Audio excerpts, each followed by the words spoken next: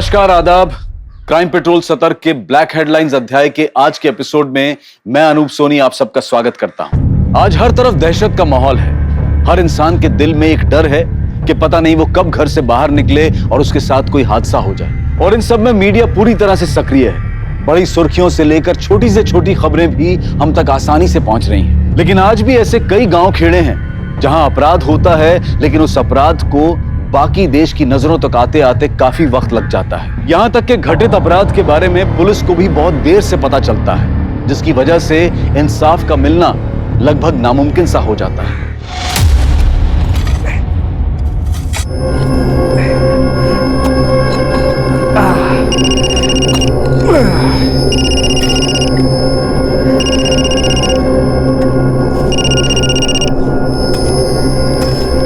Hello. हाँ हाँ ठीक है, ये तो अर्धा सर। हाँ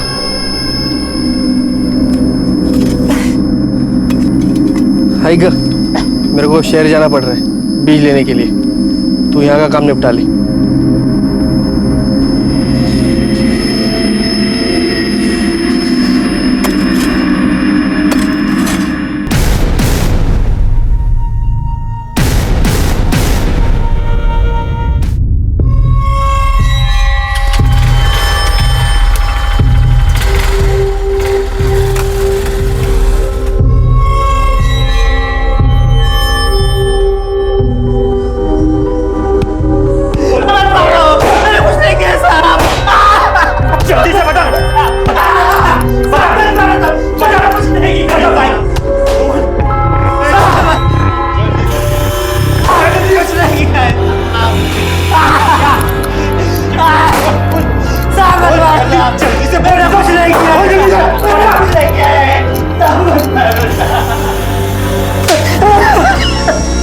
अरे जरा जोर लगा, मोटी चमड़ी है इसका। ऐसे फूल की तरह मारेगा तो होगा क्या? दे देना उनके हाथ, बोल देना जो बोल देना। सर इसको सब समझा दिया सर। देना।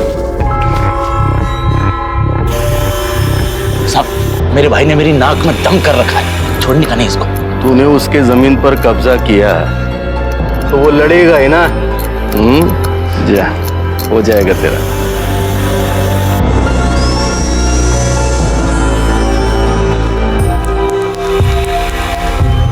ये ले तेरा हिस्सा। कड़क चाय बोल के ला अभी। आ भी रहा है सर।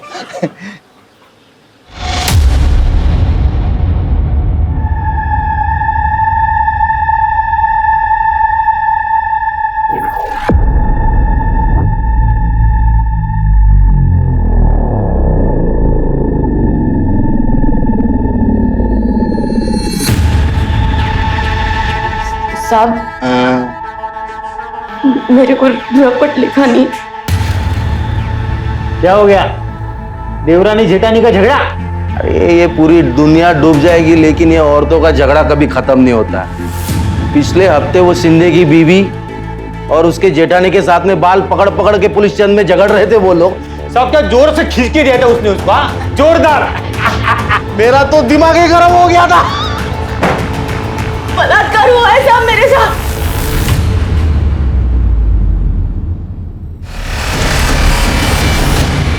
बलात्कार है?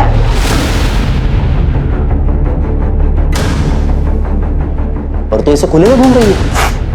मर्द कहाँ है तेरा? काय का मर्द साहब? सब तेरी वजह से हुआ है, तूने उकसाया होगा उसको। अरे आदमी सांड होता है, सांड। जब तक लाल कपड़ा दिखाओ नहीं ना, तब तक वो पीछे नहीं आता। नहीं सब कुछ चल। नहीं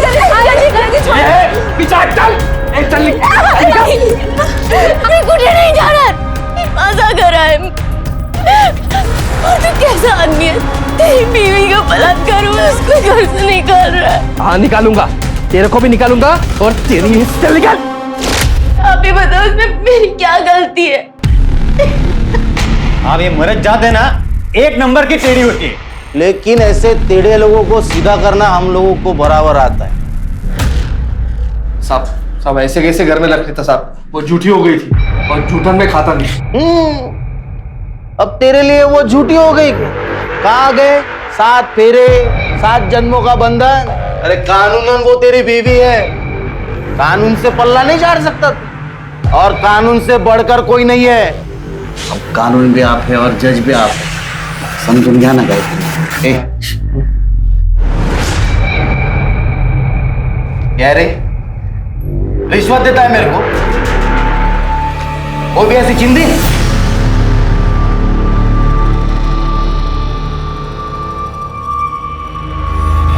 चलो चलो निकलो, चलो।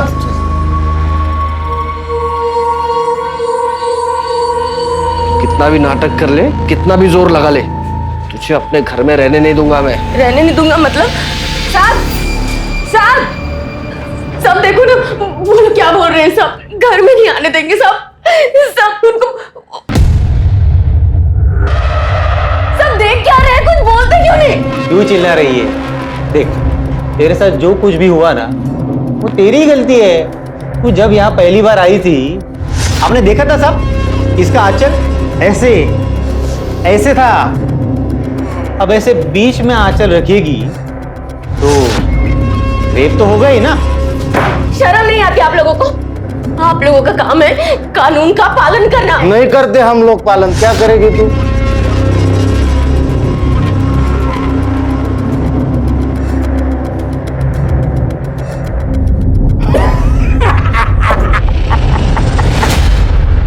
आदरणीय एसपी साहब, हम रामनगर गांव से ये पत्र लिख रहे हैं। हमारे साथ बहुत बुरा हुआ है। यहाँ की पुलिस उन बलात्कारियों को पकड़ ही नहीं रही। उल्टा हमारे पति के कहने पर वो चुप होकर बैठ गई है। हमारा पति हमें घर से निकाल रहा है। हमारी मदद कीजिए साहब। यहाँ की पुलिस से मदद मांगी लेकिन निराशा ही हाथ लगी। अब आप निराश करेंगी तो जनता का क्या होगा?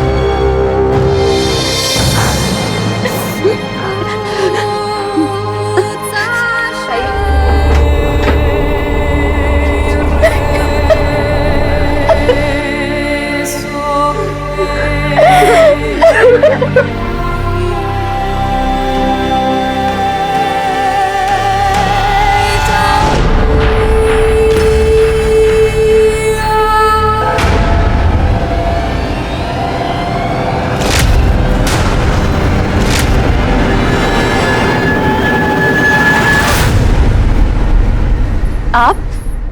मुझे मालूम है तुम्हें बहुत बुरा लगा होगा। तुम चिंता मत करना, मैं हूं ना। मैं तुम्हें वो सम्मान दूंगा जो तुम्हारे पति ने तुम्हें दिया नहीं होगा। मैं तुम्हें अपने साथ रखूंगा, अपनी बीवी बनाकर। शर्म नहीं आती आपको? हूँ मैं आपकी। क्या फर्क पड़ता है, लेकिन हो तो तुम औरत ही ना। और औरत का एक ही काम होता है, मर्द को खुश रखना। वैसे भी तुम अब मोहित के कुछ काम की तो हो नहीं, कम से कम मेरे काम में तो आ जाओ। हिम्मत कैसे हो तुम्हारी ये बोलने की?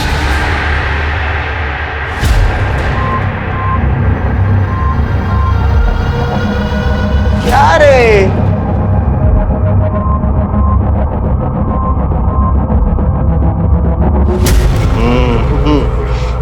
जा, हो जाएगा तेरा। वाह साहब वाह, और जेब गरम करो आप अपनी। वहां किसी की जिंदगी बर्बाद हो रही है, उससे आपको कोई फर्क नहीं है। अब क्या हो गया? तू फिर से क्यों आ गई? मेरे ससुर ने मेरा बलात्कार किया है। अब भी आप चुपचाप बैठे रहना। अरे देवा, फिर से तेरे साथ बलात्कार हो गया। शर्म आनी चाहिए तुम दोनों को।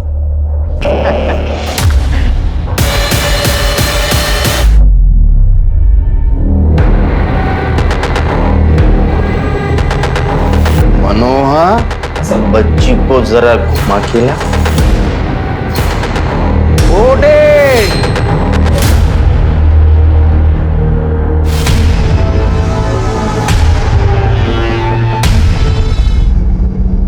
अब फिर से पुलिस स्टेशन आई ना, टांगे तोड़ देंगी तेरी। हाँ, तेरे बीबी का फिर से रेप हो गया रे। अब तो तू उसे घर से निकाल ही सकता है।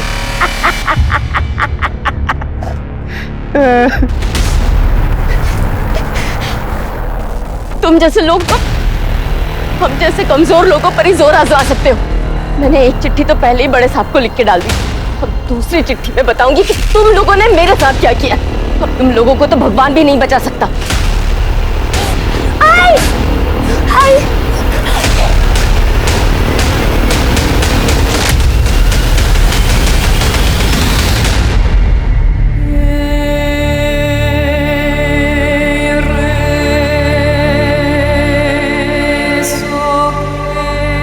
आई, तू क्यों रो रही है?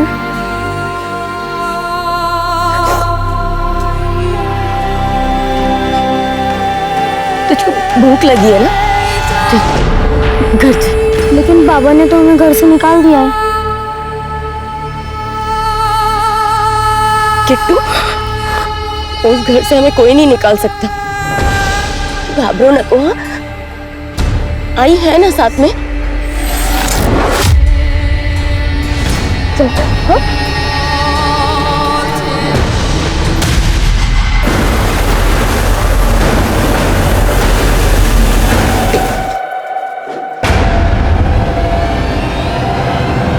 शायद संध्या के साथ हुआ यह अपराध भी वहां होने वाले बाकी अपराधों की तरह हमेशा के लिए दफन हो जाता, लेकिन इस नाउम्मीदी में भी उम्मीद की एक किरण दिखी। संध्या ने जो चिट्ठी जिले के एसपी को लिखी थी, उस पर कार्यवाही हुई और क्राइम ब्रांच के ऑफिसर्स को वहां भेजा गया।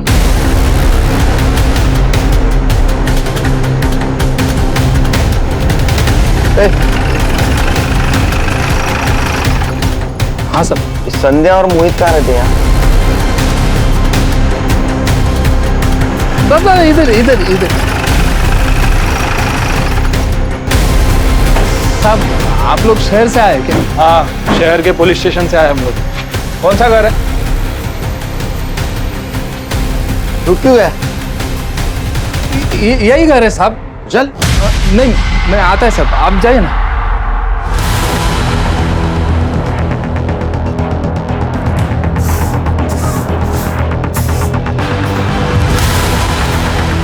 संध्या, तुम संध्या हो? नहीं। संध्या को बुला। कौन है आप लोग? पुलिस, शहर से आए हम लोग। संध्या ने हमें एक लेटर लिखा था, उसमें लिखा था उसके साथ रेप हुआ। कहाँ है संध्या? बुला उसे। वो नहीं है, वो मर गई। मर गई? कैसे? वो उसको दिल का दौरा पड़ा था।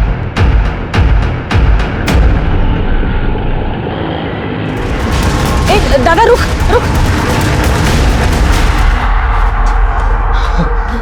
साहब, अरे क्या मनोहर, गांव में संध्या के घर शहर से पुलिस वाले आए हैं।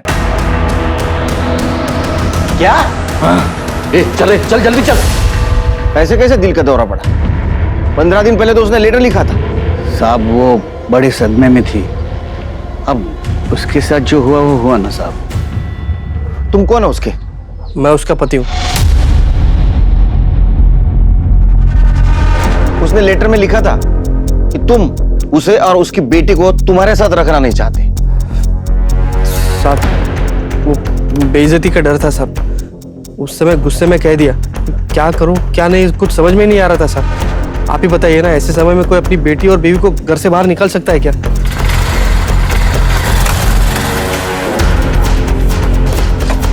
सर आप लोग पुलिस से? हाँ जी सर। तुम्हें कैसे पता चला? छोटा सा गांव है हमारा, कोई भी नया आदमी आ जाता है तो पता चल जाता है सर। कौन हो तुम लोग? साहब मैं दर्पण शिंदे और ये हमारे साहब कैलाश मौर्य। कहाँ से हो तुम लोग? सर यही के चौकी में पोस्टेड है हम लोग सर। यह चौकी? हाँ साहब, अभी 6 महीने पहले बनी है। तुम्हारी बच्ची कहाँ है? साहब वो बहन के घर है मेरे। पता करो। पता करने की जरूरत नहीं सर, हम लोगों ने पता कर लिया है। साहब आप चलिए ना, चौकी पे बैठ के बात करेंगे। हाँ सर।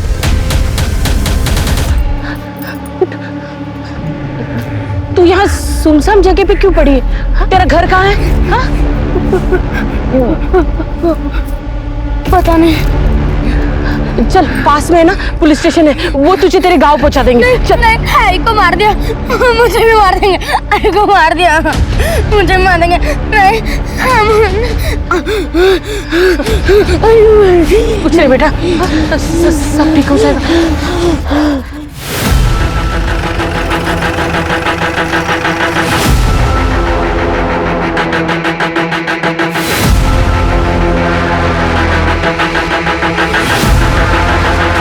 साहेब वाले चाह गिर जा ए रुको रुको रुको, ये तो गांव में था ना? हाँ हाँ सर, वैसे थोड़ी बहुत मदद कर लेता है हमारी। ए जा चाली का जा। आइए ना, आइए अंदर आइए, चलो आइए।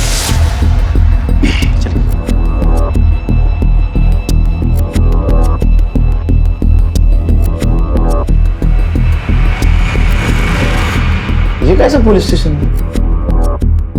लॉकअप कहाँ है? ये इधर है ना साहब। आइए आइए आइए। हम सबको यहीं पे पकड़ के रखते हैं।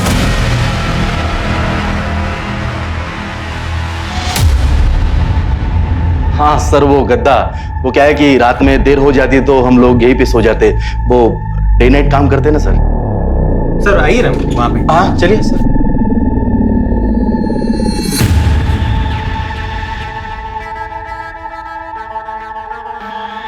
अच्छा, ये संध्या का क्या हुआ? सर वो बीमार थी तो वो मर गई। उसके पति का कहना है उसको दिल का दौरा पड़ा था। हाँ, वो बीमार चल रही थी तो उसको दिल का दौरा पड़ा तो फिर वो मर गई सर। और उसके रेप केस का क्या हुआ? सर वो कुछ बोल ही नहीं पा रही थी, सिर्फ वो इतना बता रही थी कि कोई 2 आदमी आए थे और मुंह पे गमछा बांधे हुए थे। फाइल कहाँ है उसकी? फाइल है ना सर, यहीं पर है। लेकिन साहब अब वही नहीं रही तो क्या केस और क्या फाइल।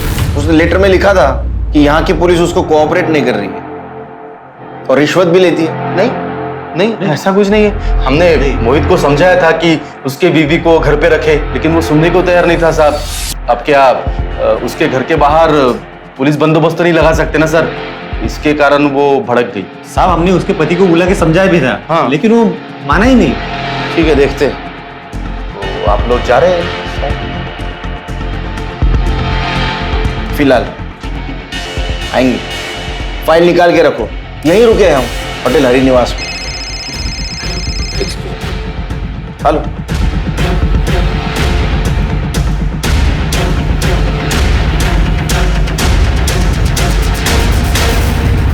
चिरके, मुझे गड़बड़ लग रही है। ये पुलिस स्टेशन देखा? सर गांव का पुलिस स्टेशन ऐसे ही होता होगा। चलो।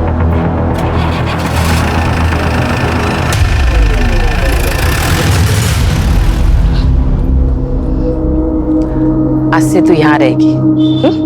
चल चल।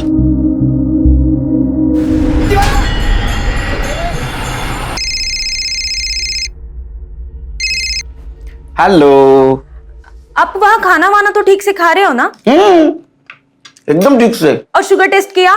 अरे कर रहा हूँ बाबा, टेंशन लेने का कोई काम नहीं। और मीठा तो मैं खाता क्या, देखता तक नहीं। अब टेंशन तो होगी ना, ऊपर से आपका फोन नहीं लगता। और मैंने बोला ना, यहाँ नेटवर्क का प्रॉब्लम है। तो काम कर, अगर कुछ इंपॉर्टेंट काम रहेगा ना तो दिन में यहाँ के पुलिस चौक में फोन किया कर। चलो को फोन बाद में करता हूँ। बाय। अरे हाँ आ जाओ। शिरके गुलाब जामुन अच्छा है। सर, हमारे रहते हुए ऐसा रूखा सूखा खाना खाओगे, ये क्या बात हुई सर? एक मिनट सर। और साहब ये तंदूरी है, स्पेशल है सर यहाँ। क्या ये, किसने बोला है भेजने के लिए? वो सर हमें लगा कि क्या लगा तुम्हें? हाँ उठा इसको, सर थोड़ा ले। उठा इसको।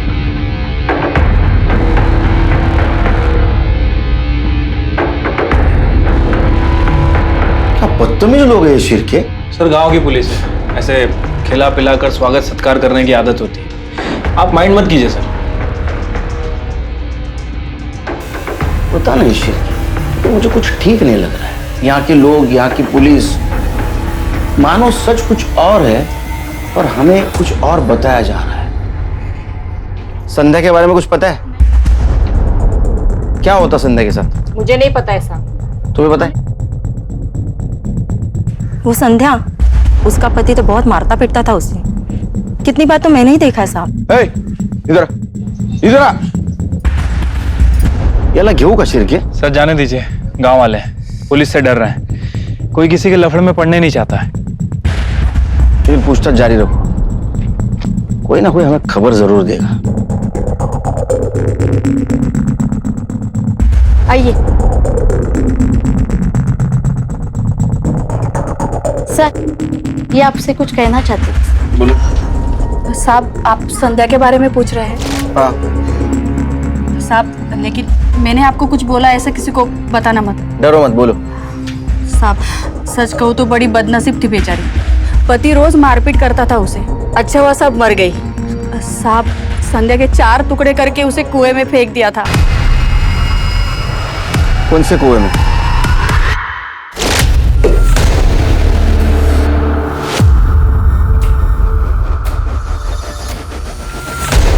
घर वाले किधर है रे इसके? साहब साहब साहब, मैंने कुछ नहीं किया साहब। साहब आप देखो साहब, मैं बोल रहा हूँ साहब साहब। दीदी, कुछ नहीं किया साहब।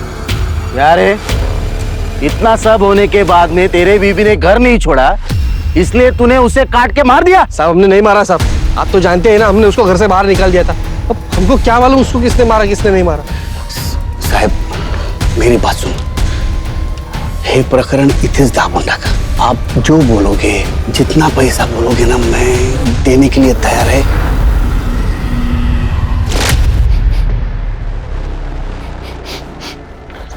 शिरके, लगता है ये कुआं कोई यूज नहीं करता, यहाँ कोई आता जाता नहीं। ए चड्डी,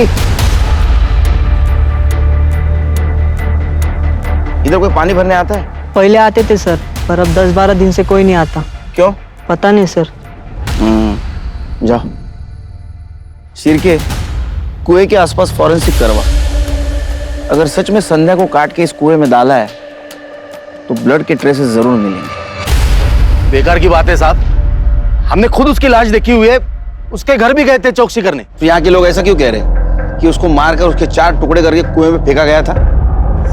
अब ये गाँव है, अभी लोगों को नहीं जानते साहब। आपसी दुश्मनी निकालने के लिए ये लोग सब ऐसी बातें बनाते रहते। और ये जो मोहित है ना साहब, ये पैसे वाला है, उसकी काफी जमीन है, ऊपर से इकलौता है। ये सब लोग ऐसा चाहते हैं कि इसको अंदर कर लिया तो इसके जमीन पर कब्जा कर देंगे। एक बात समझ में नहीं आ रही है, संध्या ने लेटर में साफ साफ लिखा था कि उसके साथ बलात्कार हुआ है और यहाँ की पुलिस उसको कोऑपरेट नहीं कर रही। तो हो सकता है उसका खून हुआ हो और उसके खून के ऊपर तुम पर्दा डालने की कोशिश कर रहे हो।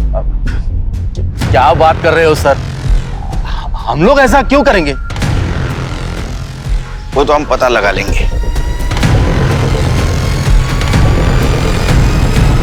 संध्या की मौत दिल का दौरा पड़ने से हुई, इस बात की पुष्टि करने के लिए तुम्हारे पास कुछ मृत्यु प्रमाण पत्र है उसका? वो तो नहीं है साहब, लेकिन बनवा लेंगे। क्या मैंने ये सुना है सच है कि उसे काट कर उसको कुएं में फेंका गया था? काट कर?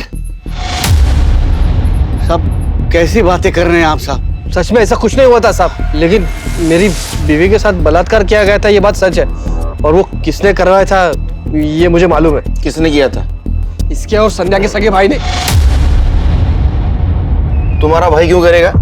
ताई ने कहा था कि बाबा के घर पर मेरा और ताई का भी हक है, तो मैंने ये बात घर पे की तो गोपाल भाऊ और रुक्मणी वहिनी ने मुझे घर से बाहर निकाल दिया। तो मैं ताई के पास आ गई और ताई मुझे वापस लेकर गई थी गुस्से में वहां। ऐसे कैसे निकाल दिया आप लोगों ने इसको घर से? क्योंकि तेरी ये बहन यहाँ बैठ के ना बेकार की बातें करती थी। हक की बात करना कब से बेकार की बात करना हो गया दादा? और इसने जो कुछ भी कहा ना मेरे कहने पर कहा। ये घर और ये जमीन, इन दोनों पर हम दोनों बहनों का भी हक है। हक? कौन सा हक? तेरी जब ये शादी हुई थी ना, आई बाबा ने जितना भी सामान दिया था तुझे, उसमें तेरा हक खत्म हो गया। 50,000 के सामान के लिए तुम 20 लाख की जमीन और घर पर हक जताना जाते हो? देख, यहाँ खड़ी होकर ना बेकार की बातें मत कर। इस घर और जमीन में एक ढेला भी नहीं मिलेगा तुम दोनों को। देखती हूँ मैं कैसे नहीं मिलेगा हमें हमारा हक। मैं भी देखती हूँ तू क्या करती है। पता है ना मेरा भाई कौन है? जान से मारकर ऐसा गायब करेगा ना कि किसी को कुछ पता भी नहीं चलेगा। ए वहिनी, ये धमकी ना किसी और को देना। ताई तू चल यहाँ से। ताई चलना। चल निक। रुक्मणी वहिनी के भाई कुंदन, वह भी जेल में है और अंदर से भी गलत काम करते हैं। और फिर ताई का रेप हो गया। ताई ने न्याय की बहुत गुहार लगाई जीजू से, पर जीजू ने। अच्छा, तो तुम्हारे जीजाजी ने तुम्हारी बहन और उसकी बेटी को घर से बाहर निकाला और तुम इसी घर में रह रही हो? ये साहब नहीं निकाला, और निकाला भी तो वापस लेके भी आया साहब। मैं कह रहा हूँ ना, ये उसी ने सब करवाया बलात्कार। और खून? साहब खून कुछ नहीं हुआ साहब, मेरी बीवी दिल का दौरा पड़ने से मरी है। कहाँ रहते तेरा भाई? आगे वाले गांव में।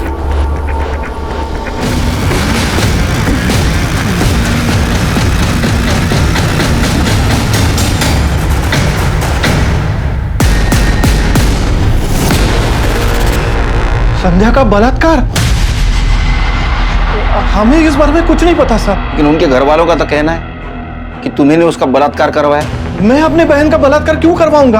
हाँ, मेरा झगड़ा था उसके साथ, लेकिन साहब मैं इतना भी नीचे नहीं गिर सकता। अपनी छोटी बहन कविता को घर से बाहर निकाला था ना तूने? हाँ, वो यहाँ बैठ के बेकार की बातें जो करती थी। अच्छा एक बात बता, इस संध्या के साथ क्या हुआ? उसकी मौत दिल का दौरा पड़ने से हुई या उसका खून हुआ? पता नहीं साहब, हमें तो बाहर से पता चला कि संध्या मर गई है। कुछ लोग कह रहे थे कि उसको दिल का दौरा पड़ा, कुछ लोग ये भी कह रहे थे कि उसको काट के फेंक दिया। तुम्हें क्या लगता है? मारा होगा साहब। वो जो मोहित है ना, वो संध्या को बिल्कुल पसंद नहीं करता था। अरे बाबा कहीं बोलशील की नहीं? लक्ष्मी आ रही है घरात, खुशी का मौका है भाई। क्या खुशी का मौका? मैं पहले ही बोल रहा था ये बच्ची को गिरा दो, मगर नहीं, अब तो इसकी बच्चेदारी भी निकल गई। अब कहां से आएगा बेटा? हाँ तो ये बेटी तो है ना हमारी, इसके सहारे जिंदगी काट लेंगे। मुझे नहीं चाहिए ऐसी बेटी और ऐसी जिंदगी। और ऐसे में उसकी मदद करने के बजाय तुम लोगों ने कविता को भी घर से बाहर निकाल दिया। तुम लोगों ने संध्या के केस की तहकीकात अच्छी तरह से क्यों नहीं की? हो सकता है उसके भाई ने उसका रेप करवाया हो या पति ने रेप करवाया हो, क्योंकि उसका पति उसको साथ में रखना नहीं चाहता था। वो सर क्या वो क्या? मुझे तो शक है उसकी मौत दिल का दौरा पड़ने से नहीं हुई, उसका मर्डर हुआ है। नहीं। और तुम लोगों ने पैसा लेकर वो रफा दफा किया है केस। अगर सच में ऐसा निकला ना, तुमको छोड़ूंगा नहीं।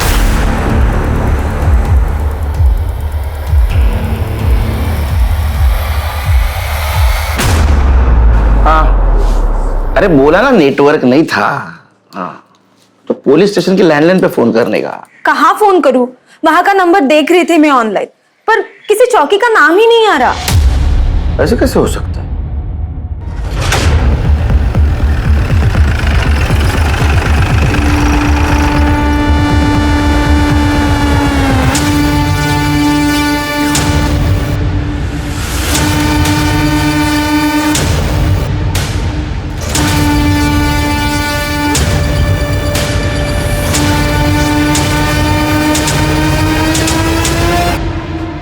लगता है भाग गए।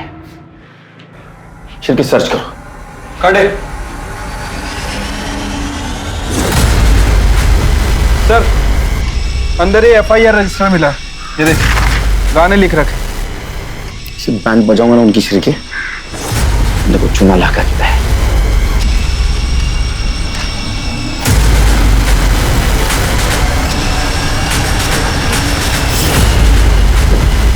सीधा कर। ये लोग कहाँ गए? अरे बोल नहीं सकता। गूंगा है? ये नकली पुलिस स्टेशन है। ये लोग भी नकली थे। तेरे को पता था? चल लिख के बता, कौन थे वो लोग? लिख के बता, कौन थे लोग?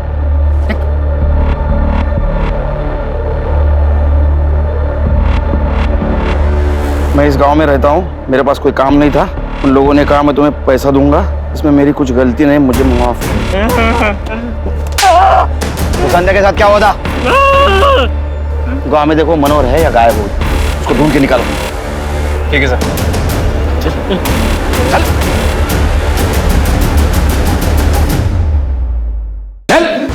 फोड़ो तलवार, फोड़ो उसका। फोड़ तलवार उसका। खुदा बोल। साहब वो संध्या थी ना, इस नकली पुलिस स्टेशन के आड़ में एक बेचारी महिला पर अत्याचार हो रहा था। उसकी लाश का क्या किया? काट दिया साहब उसको।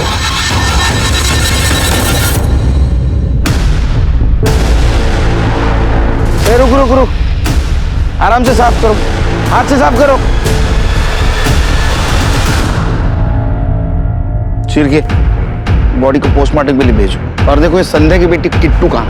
हमने ऐसे कई केसेस देखे हैं जहां कोई नकली पुलिस वाला बनकर आम जनता को परेशान कर रहा होता है, उनसे पैसे ऐंठ रहा होता है, लेकिन कैलाश और दर्पण ने तो पूरा का पूरा नकली पुलिस स्टेशन ही बना दिया था। अगर संध्या ने वो चिट्ठी ना लिखी होती तो उसकी मौत के साथ साथ उसकी कहानी भी हमेशा के लिए खत्म हो जाती।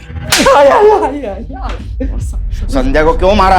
मैंने संध्या को नहीं मारा साहब। वो संध्या का केस रफा दफा करने के लिए पैसा दिया ना तूने? आप साहब, वो पुलिस वाले मेरे पीछे पड़ गए थे साहब, मेरे को सजा दिलवाने वाले थे।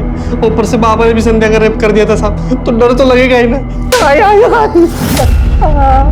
तरस खा के रेप किया तूने, और जब उसने लेटर लिख के पुलिस को बताने की कोशिश की तो तूने मुझे मत मारो साहब, मैंने नहीं मारा। किट्टू के बारे में झूठ क्यों बोला? तेरी बहन के घर पे नहीं हो, कहाँ है? तो साहब हम लोग डर गए थे ना, घाबर लो ना साहब कि मुझे आप भी पहले गायब हो चुकी थी।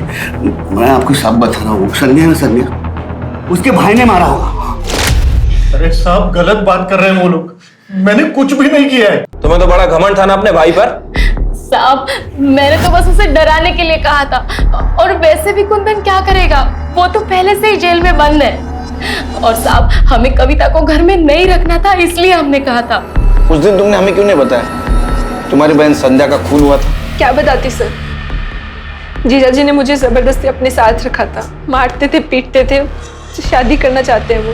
ताई ताकत थी मेरी, ताई के जाने के बाद मुझे कुछ समझ ही नहीं आ रहा था कि मैं क्या करूं, कहाँ जाऊं। भाऊ और वहीनी ने मुझे घर से बाहर निकाल दिया। सर मेरे किट्टू को ढूंढ दीजिए सर, वो मेरी ताई की आखिरी निशानी है।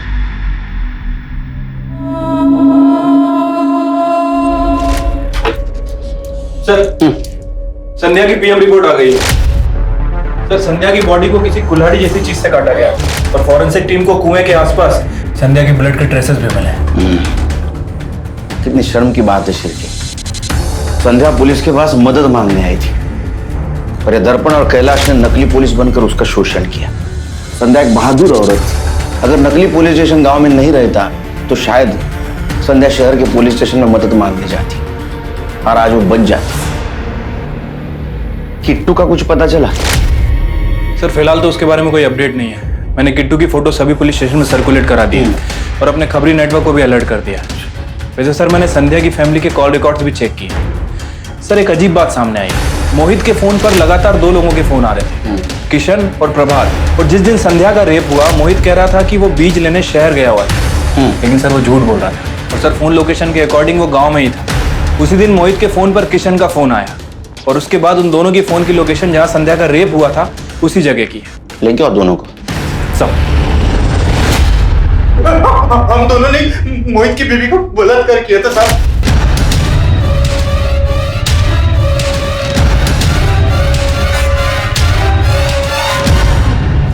मोहित ने हमें वो बलात्कार करने के लिए पूरे 5,000 रुपए दिए थे साहब।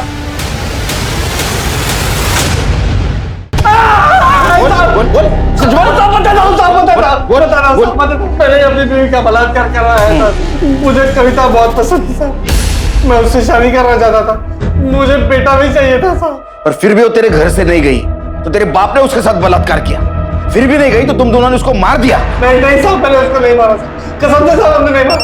तूने बेटे के लिए तेरी बीवी का मर्डर कर दिया, पता नहीं बेटी का क्या किया। क्या ऐसा तो नहीं कि उसे तेरी हैवानियत का शिकार बना दिया? जब तक सच नहीं बोलता इसको मारते रहो। अरे नहीं साहब, नहीं। सर दर्पण और कैलाश को गांव में देखा गया है। गलती होगी साहब, गलती होगी। ए ऑर्डर होगा बता। सर आईपीएस बनना चाहता था साहब, लेकिन क्रैक नहीं कर पाया।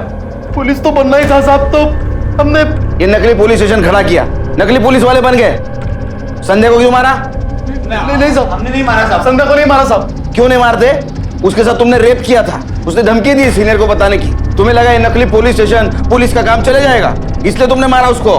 नहीं साहब, हमने संध्या को नहीं मारा साहब। उसके बच्चे का क्या किया? किट्टू कहाँ है? हमको कुछ नहीं मालूम साहब। हमको कुछ नहीं मालूम साहब। त्यांना सगळं माहिती सोलून काढ यांना।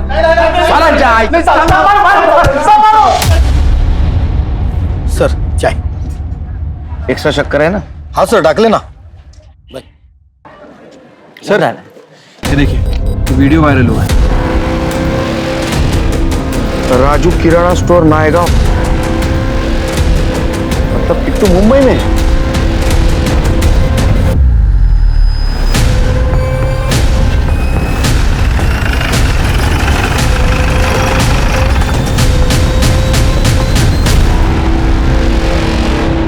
ये तो बगल वाले मंदिर में चोरी करते हुए पकड़े गए थे।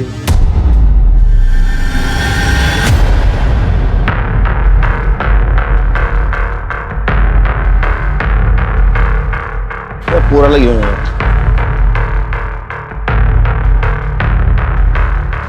हमारे साथ आ जाओ।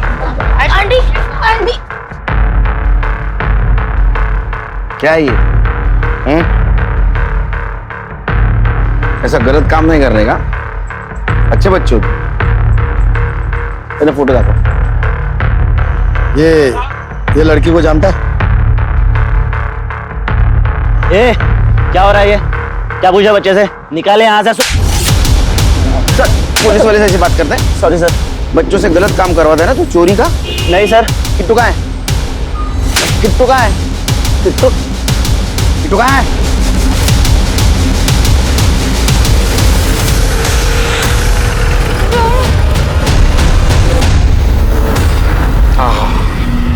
गर्मा गर्म वड़ा पाव। यस, भूख लगी है ना?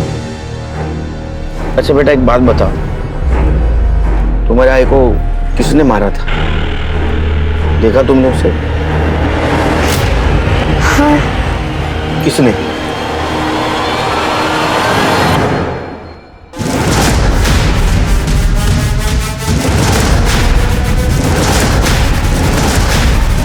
शर्म आनी चाहिए तुम्हें।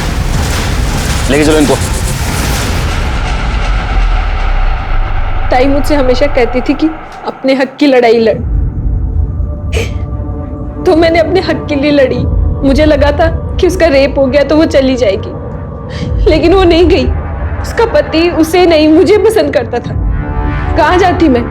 मुझे भी तो घर चाहिए था, परिवार चाहिए था, पति चाहिए था। बहू और वहिनी ने भी मुझे घर से बाहर निकाल दिया, लेकिन वो नहीं मानी तो मैंने उसे मार दिया। शर्म आनी चाहिए तुम्हें। जिस बहन ने तुम्हारे ऊपर भरोसा किया, तुम्हारे हक के लिए लड़ी, अपने घर में आसरा दिया, उसी को तुमने मार दिया। कोई बहन अपने बेहतर जीवन के लिए अपनी ही सगी बहन की हत्या कैसे कर सकती है? संध्या भले ही छोटे गांव में रहती थी, लेकिन उसे अपने अधिकारों का पता था। उसने ना सिर्फ अपने अधिकारों की लड़ाई लड़ी, बल्कि अपने ऊपर होने वाले अत्याचार के बारे में जिले के वरिष्ठ अधिकारियों को भी सूचित किया। ऐसे में ही हम सबकी भी जिम्मेदारी है कि अगर हम कुछ गलत होता हुआ देखें तो उसके बारे में पुलिस को सूचित करें, और अगर पुलिस उस पर कार्यवाही नहीं करती है तो वहां के वरिष्ठ अधिकारियों को इस बात की सूचना दें। नमस्कार, आदाब। मैं अनूप सोनी क्राइम पेट्रोल सतर्क के ब्लैक हेडलाइंस अध्याय के आज के एपिसोड में आप सबका स्वागत करता हूं। आज देश के हर छोटे बड़े शहर में महिलाएं अपने परिवार की जीविका चलाने के लिए तरह तरह का काम कर रही हैं। ये विमेन एम्पावरमेंट का दौर है। आज हम महिलाओं को हर तरह का सपोर्ट देने की बात करते हैं, लेकिन वहीं दूसरी तरफ इस विचार की एक अलग तस्वीर भी देखने को मिलती है। आज का एक केस विभा नाम की लड़की से जुड़ा है, जो एक तेजी से बदलते शहर मेरठ में अपना खुद का वजूद बनाना चाहती थी, लेकिन एक रात उसके साथ वो हुआ जिसने उसका वजूद ही हिलाकर रख दिया। हमारे समाज में एक औरत का वजूद सिर्फ उसका जिस्म है।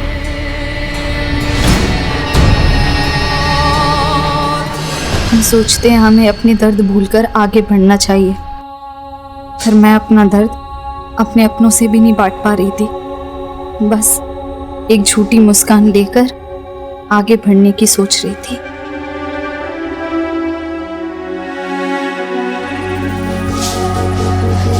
रेडी हो गई विभा? हाँ पापा, लेकिन पापा इस बार का संडे आपके साथ नहीं बिता पाऊंगी। वो प्रॉपर्टीज के क्लाइंट ना संडे को ही ज्यादा अवेलेबल होते हैं।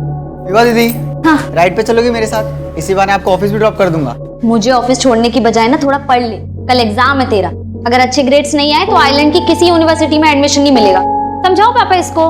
इसे आइलैंड भेजने के लिए तूने अपनी पढ़ाई बीच में छोड़ दी, अब मना इसे। अच्छा कमाने लगी है, लेकिन बेटा कभी अपने बारे में भी सोच ले थोड़ा। जब देखो तब बस काम के पीछे पागल, न खाने पीने का होश है और ना ही टाइम से घर आने की फुर्सत। अब शंकर जी आप ही समझाइए इसे कुछ। जमाना कैसा है आपको पता है ना। पापा, मम्मी की बातों को ज्यादा सीरियसली मत लो। और मम्मी, जमाना खराब है इसका मतलब ये तो नहीं ना कि जीना छोड़ दें। और मुझे ना ये घाटे का सौदा बिल्कुल पसंद नहीं है। सर, मेरे पिछले 15 डील्स की कमीशन बाकी है सर। कुल मिला के 7 से 7.5 लाख रुपए हो गए हैं। सर प्लीज, मेरे भाई को मुझे आइलैंड भेजना है सर। प्लीज मुझे पैसे चाहिए प्लीज सर। उसकी डोंट वरी विभा, जब चाहिए तब ले लेना। लेकिन पहले मुझे ये बताओ, वो दिल्ली वाली पार्टी का क्या हुआ? उसकी डील का क्या स्टेटस है? मुझे नहीं लगता उसे घर खरीदना है। वो बस 1 महीने से मुझे इधर उधर घुमा रहा है। जो घर दिखाओ बस उसकी फोटो निकालता है। पसंद एक भी नहीं करता। एकदम टाइम पास पार्टी है सर। अरे टाइम पास नहीं, वो दिल्ली की बहुत मोटी पार्टी है। उसे घुमाओ फिराओ, फंसा लो।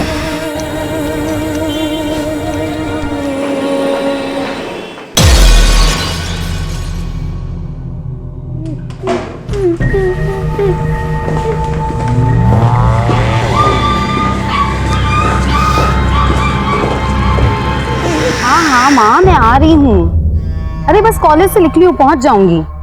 जी हाँ आ रही हूँ। चोर पकड़ो, चोर।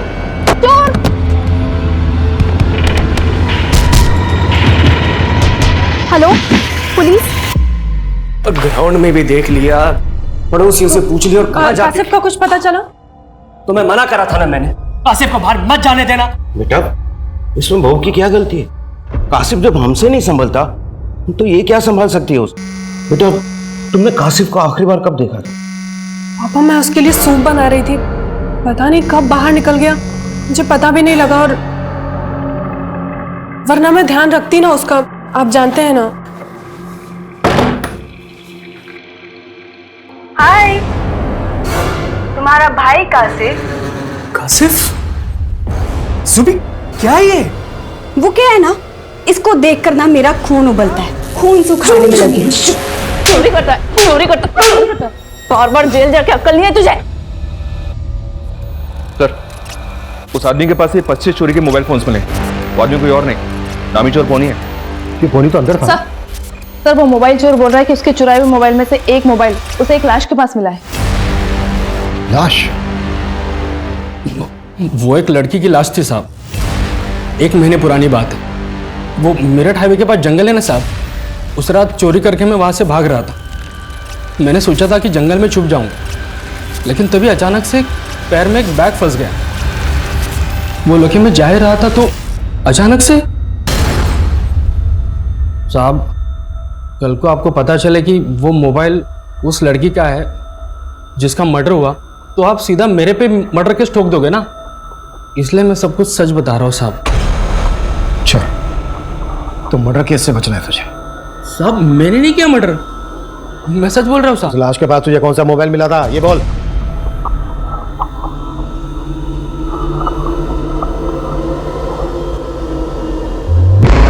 ये था साहब।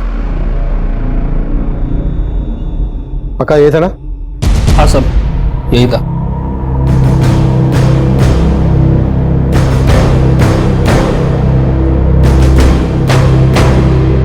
तब सिम कार्ड था इसमें? बोले तब था साहब, मैंने निकाल के फेंक दिया वहां पे।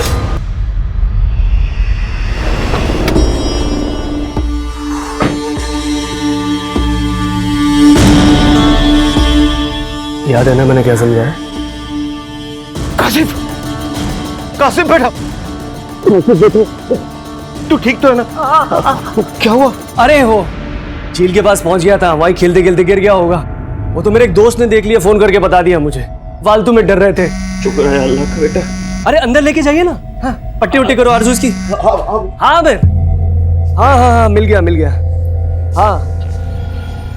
हाँ बोलो।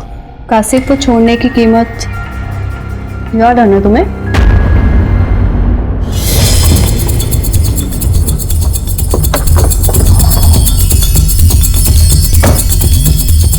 इधर साहब अंदर झाड़ी में लगा, देखे थे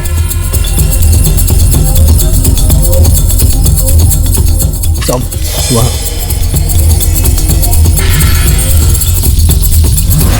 सर, ये मोबाइल चोर तो बोल रहा था कि इसने 1 महीने पहले लाश के पास से मोबाइल चुराया था, लेकिन 1 महीने तक ये लाश यहीं पड़ी रहे और किसी को दिखे ना, भरोसा करना मुश्किल है।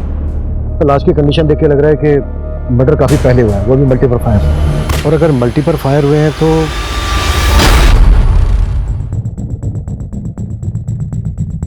ये तो बुलेट है सर। इसने बताया था कि मोबाइल से सिम कार्ड निकालकर तोड़कर फेंक दिया था। सबको बोलो चेक करें कि यहाँ पे कोई टूटा हुआ सिम कार्ड मिलता है क्या।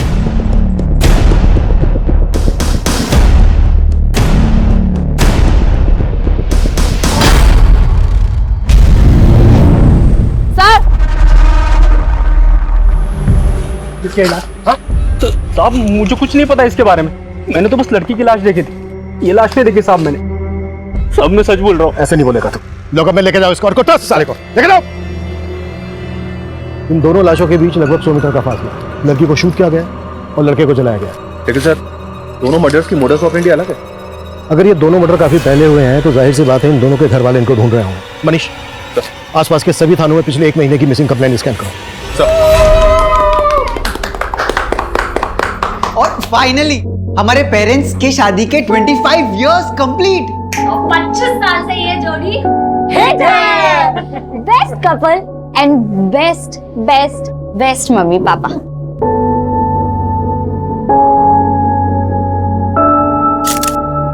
अपनी हंसी से सबको खुश रखते थे।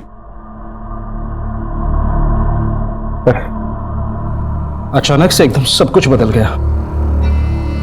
1 महीना गुजर गया और विभा को हमेशा समझाती थी उसको कि बेटा संभल के रहा कर, लेकिन उसने मेरी एक भी नहीं सुनी। मम्मी, विभा दीदी आ जाएगी। और पापा, मेरे फ्रेंड के फादर की एमएलए से बोलचाल है, हम उनसे बात करते हैं ना, वो पुलिस पे प्रेशर डालेंगे तो वो अच्छे से काम करेंगे। सर लाश इतनी लेट रिकवर हुई कि रेपिस्ट का डीएनए नहीं मिल सका, पर सर लड़की का प्राइवेट पार्ट बुरी तरह से डैमेज्ड है सर। लेकिन ये दोनों हत्या एक साथ नहीं हुई है। इस लड़के की हत्या इस लड़की की मर्डर के तकरीबन 1 हफ्ते बाद हुई है। मतलब जिस दिन इस लड़की का रेप और मर्डर करके उस एरिया में से फेंक दिया गया, उसके 1 हफ्ते के बाद इस लड़के को बेहोश करके मारा गया उसी एरिया में। Yes sir. इन दोनों के किलर एक होते हैं। लड़की का रेप और मर्डर करने के बाद वो क्राइम सीन पर 1 हफ्ते के अंदर ही दोबारा आने का रिस्क क्यों लेते हैं? तो मतलब सर आप कहना चाह रहे हैं कि ये दोनों केस अलग अलग हैं? इस लड़के का केस जितना अटपटा है उतना ही लड़की का केस सेंसिटिव है। लड़की को रेप करके मारा गया है। ऐसा कोई भी विकृत मानसिकता का आदमी कर सकता है। मुझे नहीं पीना है गंदा सूप। कासिफ चलो बैठो बैठो। ये सूप आपको सिर्फ फिजिकली ही नहीं मेंटली भी स्ट्रांग बनाएगा। आप भी मुझे बेअकल समझती हो?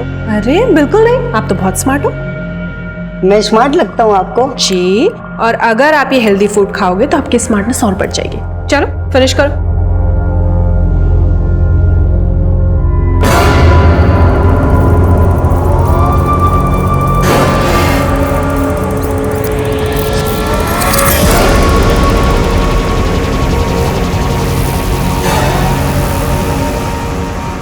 तुम जाओ चाय बनाओ, मैं खाना खिलाता हूँ। जाओ। इतना करंट लगा तेरे दिमाग में, इतने झटके लगे फिर भी दिमाग ठिकाने नहीं आया तेरा। पता नहीं किस मिट्टी का बना है। फिनिश करे सर।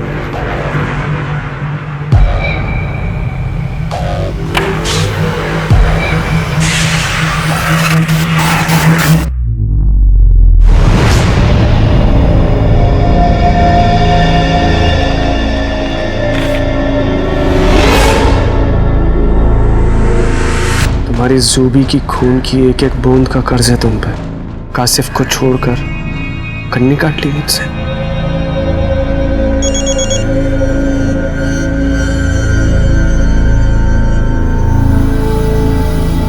देखा तुमने मैंने क्या लिखा है?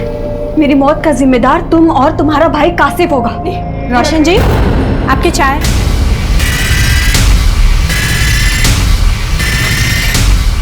अरे अरे क्या हुआ? करंट लगने वाला है। हाँ, करंट लगने वाला है? तो फॉरेंसिक ने कंफर्म किया है जो बुलेट्स हमें लड़की की डेड बॉडी से मिले थे वो इन्हीं छल्लों के जो हमें क्राइम सीन से मिले थे। 0.9 mm बोर की कंट्री मेड पिस्टल का इस्तेमाल किया गया इस मर्डर में। खबरों को काम पर लगा दो और इलीगल्स आर्म सप्लायर्स की डिटेल निकालो जो इस तरह की 9 mm कंट्री मेड पिस्टल बेचते हैं। उनसे हमें लड़की के रेपिस्ट और किलर्स की कोई लीड मिल सकती है। हाँ बोलो। सर उस लड़की के मोबाइल के IMI नंबर से पता चला है कि वो फोन विभा नाम की लड़की का था और सर विभा मेरठ की रहने वाली थी। सर 16 अक्टूबर की रात को उसके पेरेंट्स ने उसकी मिसिंग कंप्लेंट दर्ज करवाई थी दौलतपुरा थाने में।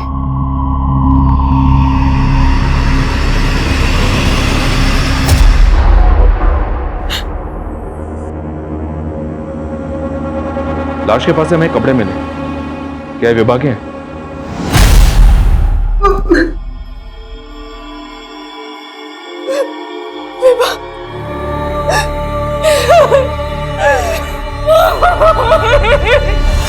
शामली के इलाके में मिली और आप लोग रहते हैं मेरठ में। 16 अक्टूबर की रात जब वो मिसिंग हुई तो क्या वो यहाँ शामली आने वाली थी? सर उस रात को वो अपने ऑफिस से सीधा घर ही आने वाली थी। उसका ऑफिस भी मेरठ में ही है। मेरठ पुलिस से हमें पता चला कि विभा अपने ऑफिस से शाम को 7 बजे निकल गई थी। तो यहाँ शामली इलाके में आपका या विभा का कोई जानने वाला रहता है? नहीं सर।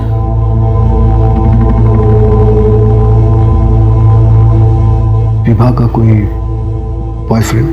नहीं सर, अगर ऐसा होता तो वो हमसे छिपाती नहीं। आप लोगों को किसी पर शक है? सर सच बताएं तो हमें कुछ समझ में नहीं आ रहा है कि किसने मेरी बेटी के साथ ऐसा किया।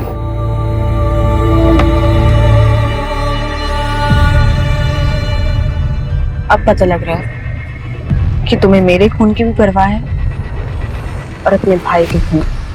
जुबी, देखो मैं मानता हूँ कि मेरे भाई की वजह से हम एक नहीं हो पाए, लेकिन हम पहले की तरह दिल्ली में रहकर भी मिल सकते हैं ना। इतनी दूर जाने की क्या जरूरत है? जाना पड़ेगा। मैं स्मार्ट हूँ और आप सुपर स्मार्ट। आप मुझे बहुत प्यारी लगती हैं। कासिफ, आप भी बहुत प्यारे हो। आपके दांत बड़े सुंदर हैं और थोड़ा स्माइल दो ना। आपकी आईज, आपके लिप्स। कासिफ, अच्छा कासिफ, उस दिन आप क्या कह रहे थे वो करंट लगने वाला है? वो तो सीक्रेट है।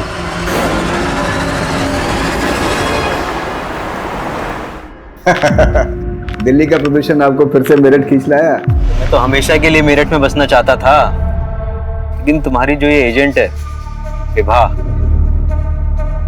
वो मेरा घर बसा ही नहीं पाया। खैर, ये बताओ कोई और है? और मतलब घर या घर दिखाने वाली?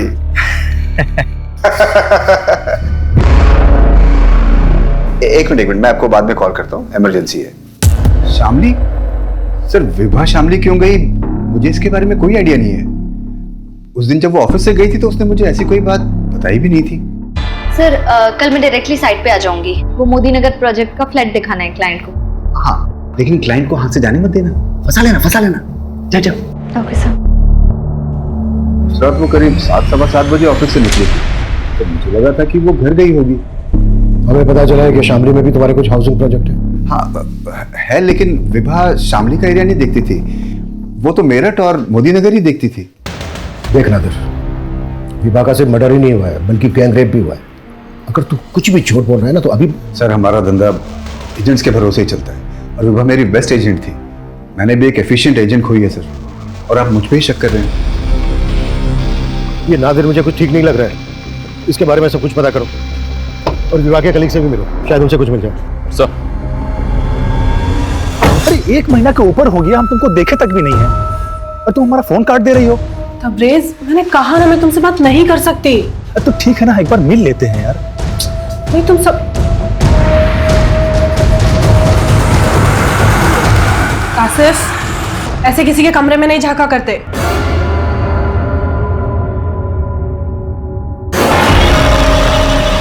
कासिफ क्या क्या कर रहे हो? कासिफ क्या कर रहे हो तुम? कासिफ क्या कर रहे हो तुम? कासिफ! मैंने यूपी दिल्ली की काफी मिसिंग कंप्लेंट्स स्कैन की, लेकिन उसकी पहचान का कोई क्लू नहीं मिला। हाँ मनीष बोलो। सर विभा के कुछ कलीग से पता चला है कि विभा का तकरीबन 7-7.5 लाख रुपए बकाया था नादिर पे, और नादिर उसे पिछले 3 महीने से टाल रहा था। विभा का इतना सारा बकाया था नादिर पर, तो इसके बारे में विभा के पेरेंट्स को भी पता होना चाहिए। विभा दीदी ने हमें ऐसा कुछ नहीं कहा, लेकिन 1-1.5 महीने पहले। मोबाइल बंद कर और पढ़ाई पे ध्यान दे। तेरे आइलैंड जाने के लिए पैसों का बंदोबस्त कर दिया है मैंने। विभा दीदी ने कभी ये तो नहीं कहा कि उन्होंने पैसों का इंतजाम कहाँ से किया, लेकिन वो श्योर थी कि मुझे आयरलैंड भेजने के लिए पैसों को लेकर प्रॉब्लम नहीं होगी। उसने नादिर को लेकर कभी कुछ? नहीं सर, नादिर सर के बारे में कुछ नहीं कहा।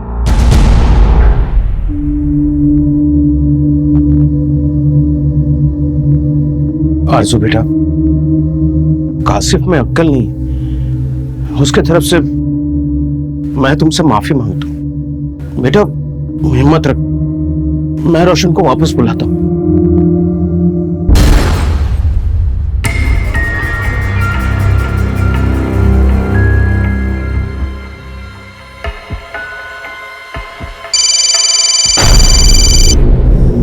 अरे पापा, अरे ये लड़का फोन क्यों नहीं उठा रहा? रोशन का फोन है।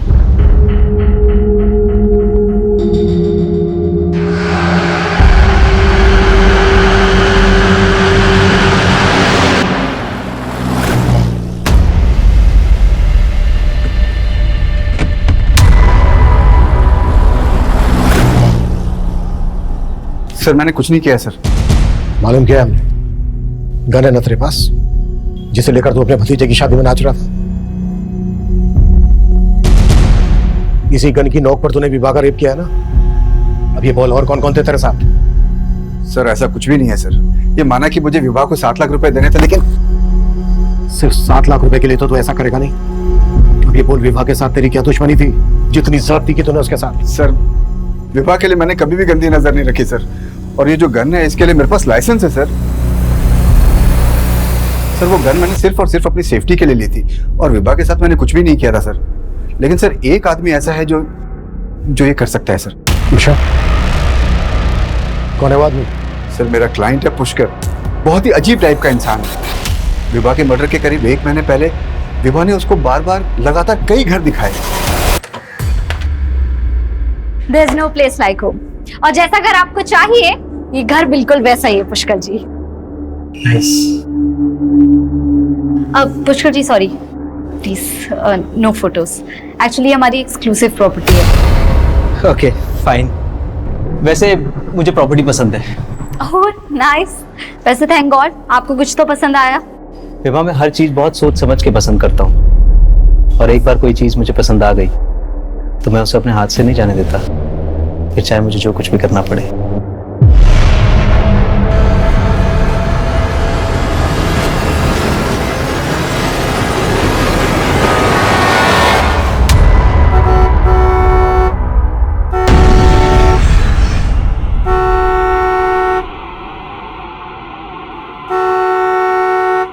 अब तो खुश हो ना तुम? अब तो परेशान नहीं करोगी मुझे?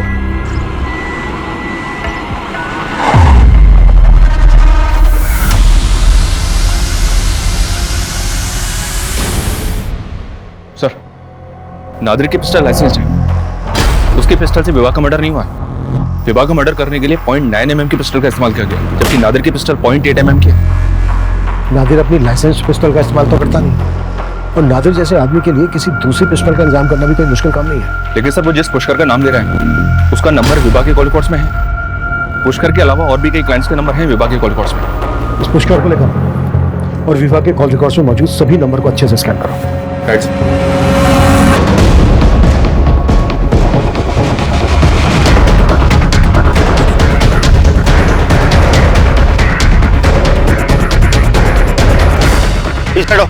पीछे हटो, पीछे देखो इन सबको।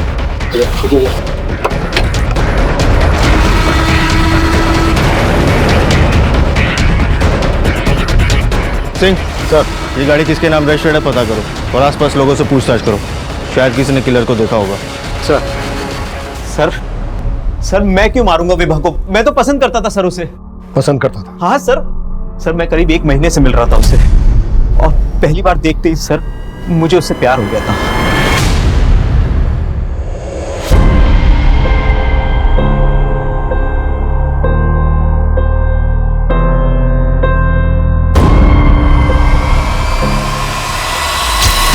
और सर मैं अपनी फीलिंग्स अपने अंदर दबा के नहीं रखना चाहता था, इसलिए थैंक यू सो मच।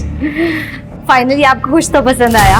विवाह में हर चीज बहुत सोच समझ के पसंद करता हूँ, और एक बार कोई चीज मुझे पसंद आ गई तो मैं उसे अपने हाथ से नहीं जाने देता, फिर चाहे मुझे जो कुछ भी करना पड़े। ये सब बोल के आप क्या कहना चाहते हैं?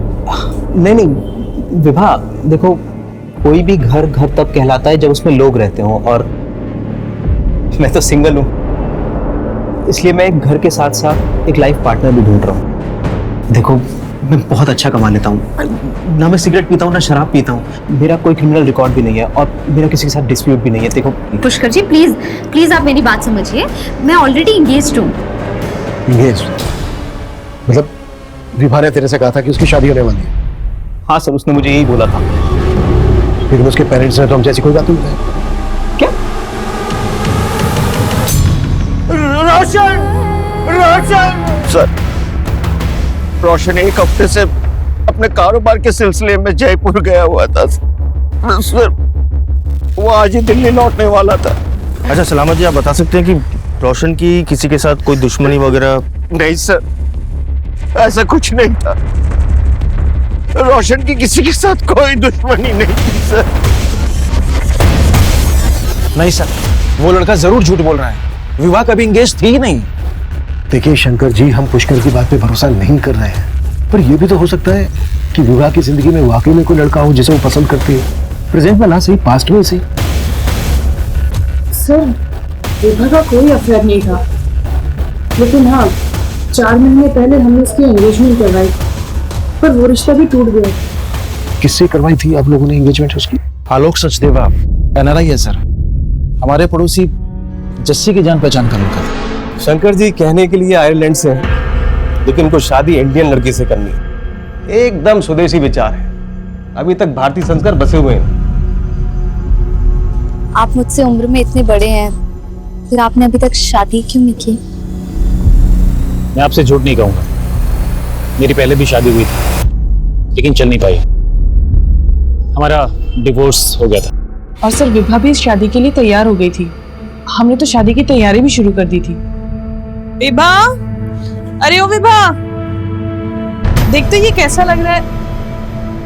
क्या बात है, ऐसे मुंह क्यों लटका हुआ है तेरा? अरे दीदी, आप टेंशन क्यों ले रहे हो? मैं भी तो आयरलैंड रहूंगा ना, आप बोर नहीं होंगे वहाँ? हाँ शुतोष, पर हम दोनों आयरलैंड चले जाएंगे तो मम्मी पापा यहाँ अकेले पड़ जाएंगे ना। नहीं बेटा, जब हमारा मन नहीं लगेगा ना तो हम आ जाया करेंगे तुझसे मिलने। पर पापा, मैं ये शादी नहीं कर सकती। क्यों बेटा, क्या? मैं आपको और मम्मी को छोड़ के इंडिया के बाहर नहीं जाना चाहती। सर, अपने चाहता कि वो अपना फैसला बदल ले, लेकिन हम उसे फोर्स नहीं करना चाहते थे, इसलिए रिश्ता तोड़। ठीक, आप लोग हमें इस आलोक और उसकी फैमिली की डिटेल दीजिए। आलोक सचदेव की भूमिका पता करने के साथ साथ विभा के कॉल रिकॉर्ड्स में मौजूद हर नंबर को खंगाला जा रहा था। कई illegal arm dealers, sex offenders और हिस्ट्री शीटर्स को राउंड अप किया जा रहा था।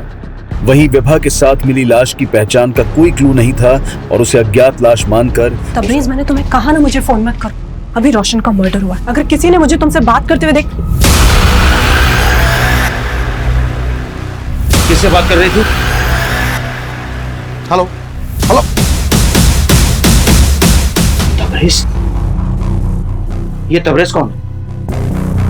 कहीं इसके लिए तुम दोनों ने मेरे बेटे को तो नहीं मरवा दिया ना? बस कीजिए, आप मेरे ऊपर इल्जाम मत लगाइए, वरना मैं भी सबको बता दूंगी कि आपके छोटे बेटे ने मेरे साथ क्या किया। ये बोलकर तुम अपना गुनाह नहीं छुपा सकती हो।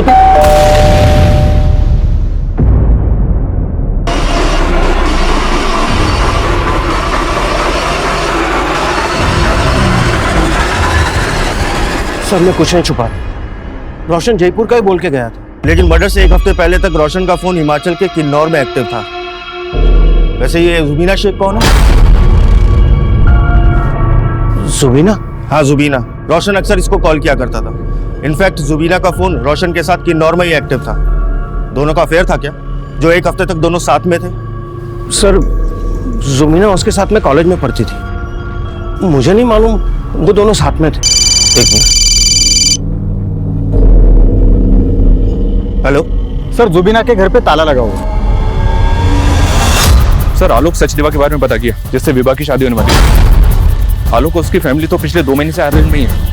सर, क्या ये लोग वाकई में विभा के रेप और मर्डर में शामिल होंगे? एक बात अटपटी लग रही, विभा ने अपनी मर्जी से रिश्ता किया था और फिर खुद ही तोड़ दिया। क्या वजह हो सकती है इसकी?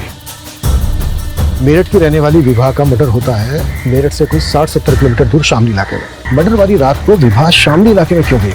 सर, विभा का अफेयर हो, इस एंगल में तो कुछ भी नहीं मिल रहा। लेकिन सर, ऐसा भी तो हो सकता है कि ये रेपिस्ट विभा और उसकी फैमिली से कनेक्टेड ना हो। ये कोई रैंडम सेक्स ऑफेंडर्स हो जिन्होंने विभा को किडनैप किया, उसका रेप किया और मार के फेंक दिया। 1 हफ्ते से रोशन उस जुबीना के साथ है और आप मुझ पर शक कर रहे थे। और ये कासिफ, ये भी उसी मिट्टी का है जैसा रोशन। हाँ, सबने मिलकर मेरी जिंदगी बर्बाद कर दी। छोड़ूंगी नहीं मैं आप लोग को, देख लूंगी सबको।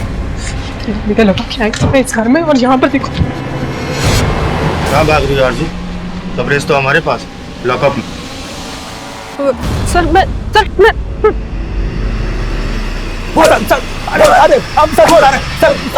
सर हम मानते हैं कि आरजू के साथ हमारा अफेयर था शादी से पहले, लेकिन हम उसके पति को नहीं मारे सर, हम सच कह रहे हैं। सर तबरेज मेरा बॉयफ्रेंड था, लेकिन मैं उसे भूलकर अपने शौहर रोशन के साथ जिंदगी बसर करना चाहती थी। मैं रोशन को नहीं, रोशन मुझे धोखा दे रहा था। और इसीलिए तुमने और तबरेज ने मिलकर रोशन को मरवा दिया, और जुबीना को भी उन्हीं किलर्स ने गायब किया था ना? सर मेरा इस सब में कोई हाथ नहीं है, मेरे साथ तो उल्टा इतना गलत हुआ। रोशन का छोटा भाई कासिफ, सर उसने मेरे साथ रेप करने की कोशिश की, और अब आप मेरे ही ऊपर रोशन के मर्डर का शक जता रहे हैं। और सर हमको तो पक्का यकीन है कि इसमें आरजू का भी हाथ नहीं हो सकता है, ये कोई और ही है जो बहुत बड़ा गेम खेल रहा है। पापा, नादिर सर ने मुझे उनके ऑफिस बुलाया था। उन्होंने विभा दीदी के 7 लाख रुपए दे दिए। दीदी हमेशा चाहती थी कि मैं आयरलैंड जाके पढ़ाई करूं। तो तू इन पैसों से आयरलैंड जाना चाहता है क्या? नहीं, वो मैं आयरलैंड चला गया तो आप दोनों अकेले हो जाओगे। पर हिचकिचा मत बेटा, विभा का सपना था कि तू आयरलैंड जाके पढ़ाई, इसलिए मैं ये सब कुछ पूछ रहा था। मैं भी यही सोच रहा था कि विभा दीदी का सपना पूरा करना चाहिए। सर दिल्ली के देवकी नगर इलाके में इंपॉर्टेंट बात यह है कि रोशन के मर्डर में भी विभा के मर्डर की तरह .9 mm पिस्टल का इस्तेमाल किया गया। देवकी नगर पुलिस से डिटेल शेयर की तो पता चला कि इन दोनों मर्डर्स में एक ही पिस्टल का इस्तेमाल किया गया। रोशन का मर्डर करने वाला विभा की गैंग रेप से भी कनेक्टेड होगा। लेकिन सर रोशन मर्डर केस में प्राइम सस्पेक्ट है जुबीना। रोशन के भाई कासिफ के बारे में पता चला है कि इसने अपनी भाभी का रेप करने की कोशिश की थी। इसने रेप करने की कोशिश की? जी हाँ सर, देवकी नगर पुलिस को स्टेटमेंट दिया इसने कि जुबीना ने इसको किडनैप करके रखा था, और देवकी नगर पुलिस को इस बात का भी शक है कि मर्डर के वक्त जुबीना भी रोशन के साथ मौजूद थी, और सर मर्डर वाले दिन से ही जुबीना अंडरग्राउंड है। रोशन और विभा का मर्डर एक ही पिस्टल से किया गया। जुबीना और जुबी का कनेक्शन अब विभा मर्डर केस से जोड़कर देखा जा रहा था, लेकिन विभा और जुबीना का कोई कनेक्शन पुलिस को नहीं मिल रहा था। दिल्ली पुलिस के साथ साथ यूपी की शामली पुलिस भी अब जुबीना की तलाश में जुट गई थी, और आखिरकार जुबीना को दिल्ली में उसके रिलेटिव्स के घर से अरेस्ट कर लिया गया। विभा? सर मैं किसी विभा को नहीं जानती, और मैं उसका रेप क्यों करवाऊंगी? विभा को उसी गन से शूट किया गया है जिस गन से रोशन को मारा गया। तुम रोशन के मर्डर में भी इन्वॉल्व थी, और विभा को भी तुम्ही ने मरवाया। सर मैंने रोशन को नहीं मारा, मैं सच कह रही हूँ। रोशन के भाई ने स्टेटमेंट दिया है हमें कि तुमने उसे किडनैप किया था। उसे किडनैप करके तुम रोशन को ब्लैकमेल कर रही हो। तो आप उस सरफिले लड़के की स्टेटमेंट पर भरोसा कर लेंगे? ऐसे नहीं मुखलेगी, मुखलवाओ। सर मेरी बात तो सुनिए सर। सर उस बेअक्ल लड़के ने खुद मेरी जिंदगी खराब कर दी। ऐसा क्या था उसने जो ऐसा बोल रही हो? सब मैं रोशन से बहुत प्यार करती थी, और हमारे घर एक दूसरे का आना जाना लगा रहता था। एक दिन रोशन और उसके फादर कासिफ को मेरे घर छोड़कर कहीं बाहर चले गए थे, और कासिफ ने मेरे साथ बदतमीजी करने की कोशिश की। हम दोनों मिलकर चॉकलेट खाएंगे ना। अरे कासिफ पुलिस को सब कुछ बताऊंगी जाकर। नहीं बेटा। रोशन और उसके फादर ने मुझे पुलिस स्टेशन आने के लिए रोका। रोशन हमेशा कहता था कि वो मुझसे शादी करेगा, लेकिन उसके फादर ने उसकी शादी उस आरजू से करवा दी। मैं सच कह रही हूँ सर, मैं रोशन को सिर्फ पाना चाहती थी। मैंने पानी से की तो मरवा दिया उसको। मैंने उसे नहीं मारा सर, उसे तो उस एसयूवी वाले लड़कों ने मारा है।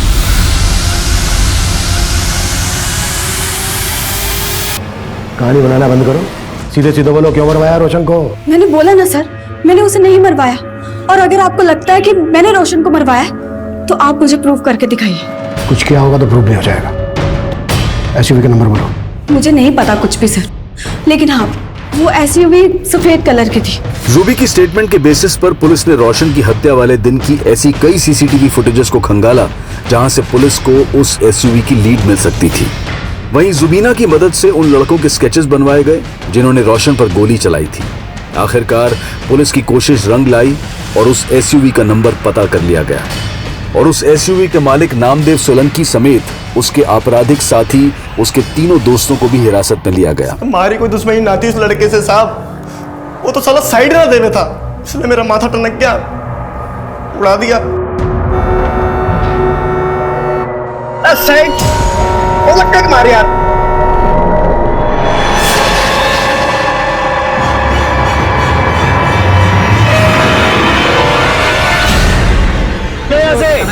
गाड़ी कहाँ लगा दी आपने? साले तो विभा का गैंगरेप तुम लोगों ने किया है? कौन विभा? ना साहब, हमने कोई गैंगरेप नहीं किया। विभा का मर्डर तुम लोगों की गन से किया गया है? तो साहब गन तो हमने किराए पे ली थी अपने दोस्त से। किस लिए ली थी? साहब वो एक को डराने के लिए ली थी। गन किस दोस्त से ली थी?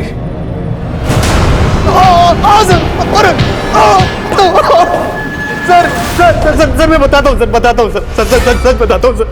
सर मैं गन किराए पर देता हूँ सर। उन तीन लोगों को मैंने ही दी थी सर।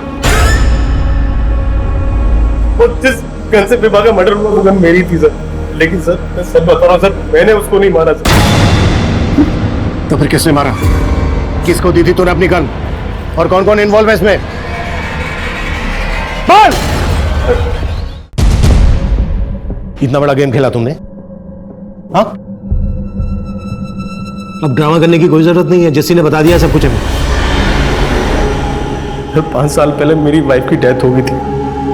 मेरे 2 छोटे छोटे बच्चे से पड़ोसी के नाते विभा मेरे घर पे आया जाया करती थी। बच्चों के साथ उसका लगाव था। बच्चों के साथ साथ वो मुझे भी पसंद करने लगी सर। लेकिन तेरा अफेयर उसकी माँ के साथ चल रहा था। विभा के पापा काम के सिलसिले में गाजियाबाद में रहते थे। हफ्ते के 5 दिन वो वहीं रहते थे। उसी दौरान मैं और जस्सी। तुम्हें पहले से पता था ना तो जस्सी विभा के साथ भी? हाँ, जस्सी ने बताया था। उसने बताया था कि विभा उसे चाहने लगी है और वो उसे शादी भी करना चाहती है। मैंने विभा को किसी तरह समझा कि शादी के लिए मना किया और तरुणा के कहने पर मैंने विभा के लिए रिश्ता खोजा। खुद से दूर करने के लिए आपने मेरी शादी फिक्स कराई है ना? विवाह, अब इन बातों का कोई मतलब नहीं है। मेरे 2 बच्चे हैं, तुम अच्छे से जानती हो। तुम मुझसे कैसे शादी कर सकती हो? तो क्या हुआ? आलोक भी तो शादीशुदा है। जब आप उससे मेरी शादी फिक्स करा सकते हो तो खुद भी तो कर सकते हो ना। सर वो लड़की हो गई थी, उसने मेरे लिए शादी का रिश्ता तोड़ दी और उसको पता नहीं था कि मेरा उसकी माँ के साथ। लेकिन सर एक दिन उसने हम दोनों को देख लिया था सर।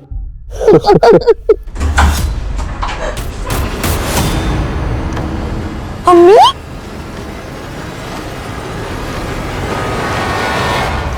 दिन ब दिन विभा के तेवर बदलते जा रहे थे। वो अपने पापा को कभी भी सब कुछ बता सकती थी।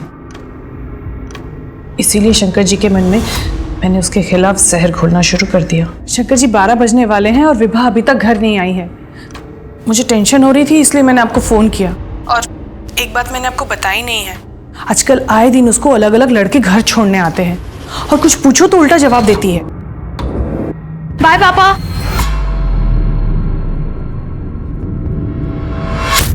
शंकर जी, शंकर जी देखिए मुझे विभा के रूम से क्या मिला, ये देखिए। और ये पहली बार नहीं मिला है मुझे, ये दूसरी बार मिल रहा है। 2 बार प्रेग्नेंट होके एबॉर्शन करा चुकी है लड़की। मैं अभी बात करता हूँ उससे। नहीं नहीं सुनिए, इन सब मामलों में आपका लड़की से बात करना ठीक नहीं है। मैं समझाती हूँ उसे। इतना सब बताकर भी मैं उन्हें विभा से बात करने से रोकती रही। और फिर अपनी बेटी विभा को रास्ते से हटा दिया। विभा को रास्ते से हटाने के लिए मैंने विभा को श्यामली बुलाया।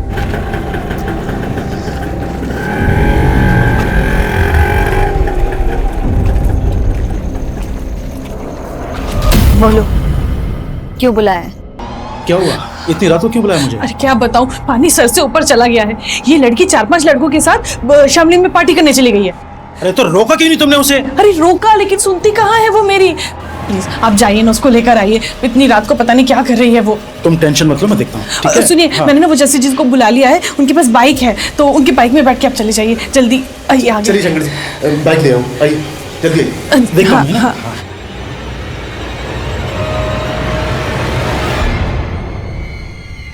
जस्सी, ये गन? ये गन उन लड़कों को डराने के लिए।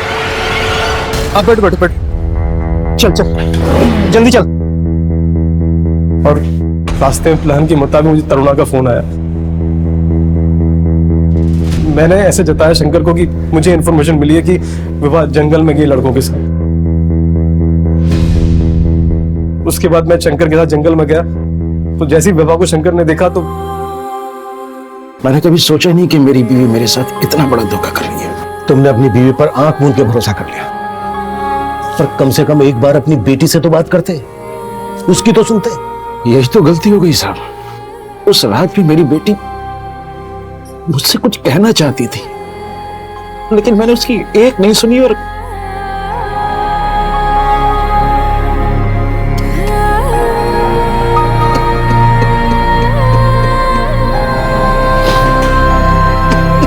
अब मैं अनूप सोनी आपसे विदा लेता हूं। फिर मुलाकात होगी क्राइम पेट्रोल सतर्क के ब्लैक हेडलाइंस अध्याय में एक और नए केस के साथ। और याद रखें, क्राइम और आपके बीच में सिर्फ इतना फर्क है कि आप कितने सतर्क हैं। सतर्क रहें, सुरक्षित रहें। जय। इस तरह के और भी एपिसोड देखने के लिए हमारे चैनल को सब्सक्राइब करें और बेल आइकन दबाना ना भूलें।